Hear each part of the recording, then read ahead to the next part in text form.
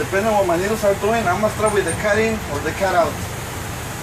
They're not moving, so I'm gonna start with the cut in. The cut in should happen at no less than 85 psi. Okay, so I'm gonna do a slight application of surface brake. All right, I'm up and down for a little while. All right, so I'm gonna apply the surface brake. Release. 5 seconds. 1001, 1002, 1003, 1004, and 1005. My needles are not moving. I'm gonna do another application, and it should cut in at no less than 85 psi. 1001, 1002, 1003, 1004, 1005. The needles are stable. One more application.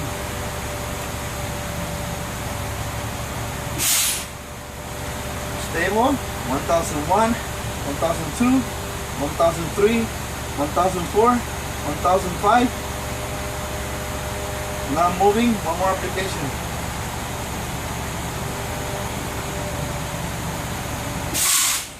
Alright. 1001, 1002, 1003. Cut in 103 and 104 on the white needle. Okay? Alright, that means I'm gonna proceed with the cut out. I'm gonna accelerate the pass. No more than 15 RPMs. And my cut out should happen at no more than 130 psi. Voila.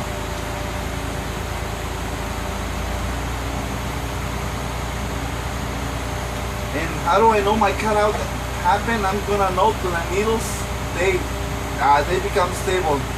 When they stop moving, that's my cut out.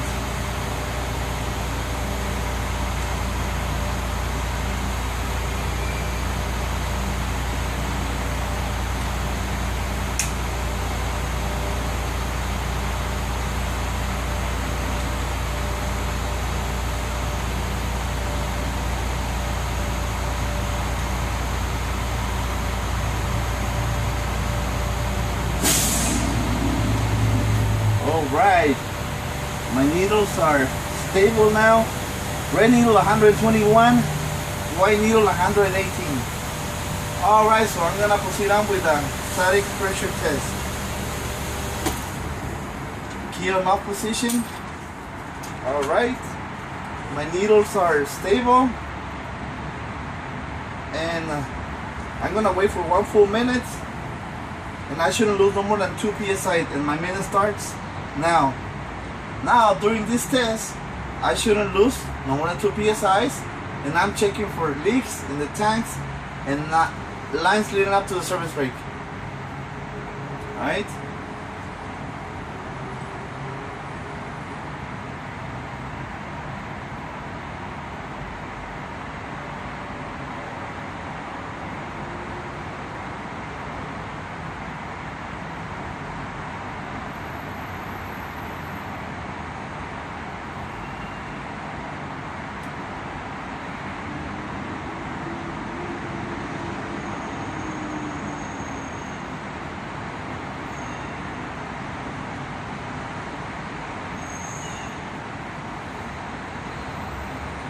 Ten seconds. 9, 8, 7, 6, 5, 4, 3, 2, 1, 0.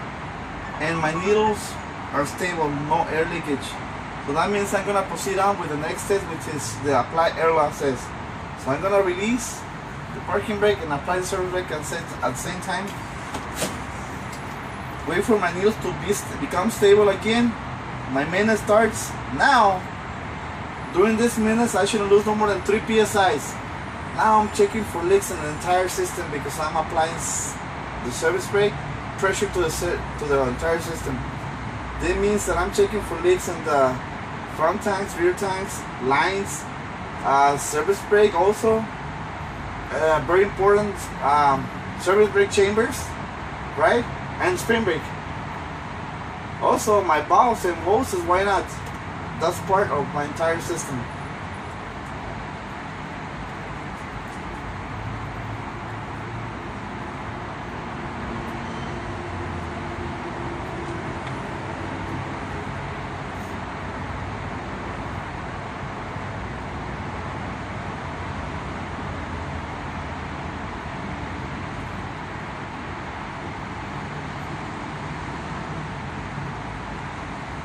All right, a minute is over, and I have no air leakage.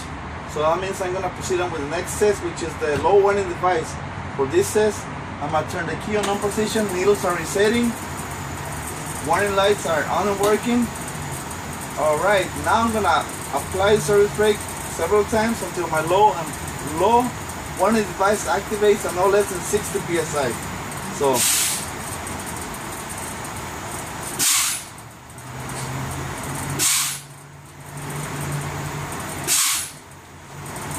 I should have a visible and audible alarm.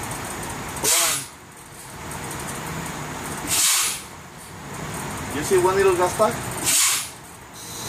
Alright, white needle is reading 16 and the other one is reading 80 psi, 79. So I'm gonna proceed on with the spring brake pop out test. I'm gonna keep popping the service brake until my parking brake pops up between 45 and 20 psi.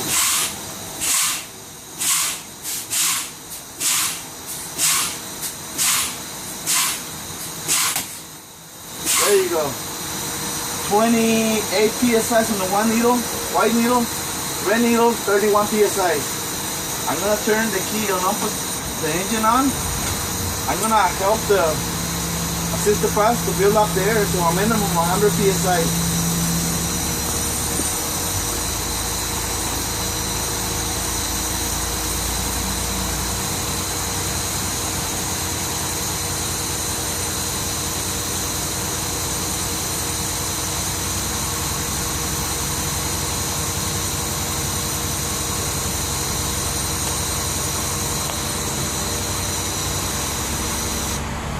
Alright, low warning device deactivated, 60 psi and 65 on the red needle.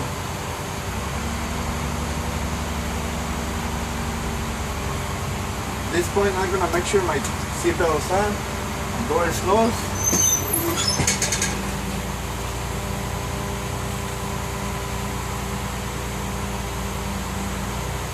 And then I'm going to make sure my tanks are filled up at no less than 100 psi. If it's 99, that's not good. 100, okay?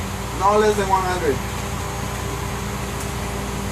Could I wait for the cutout? Yes, but no less than 100.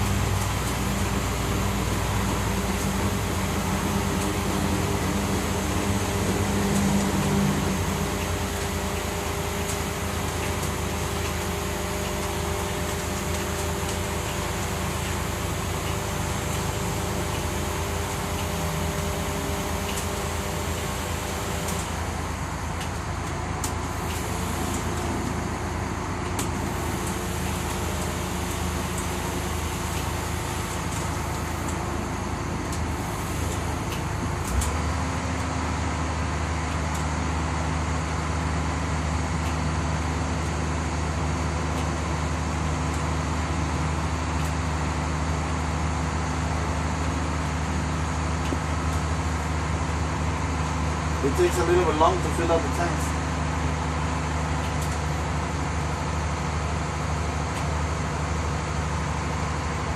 Alright. Both of my needles are 100 psi for now. So that means I'm going to cover the service brake. I'm going to put my transmission in drive. I'm checking my mirrors. Alright. Release the parking brake. Let it roll. And apply the parking brake, and the bus should come into a complete stop. Now, before picking up any passengers, I'm gonna do 220-mile-per-hour stops. If the bus pulls to the left or to the right, I'm gonna take it to the shop for repairs. And that concludes my air brake.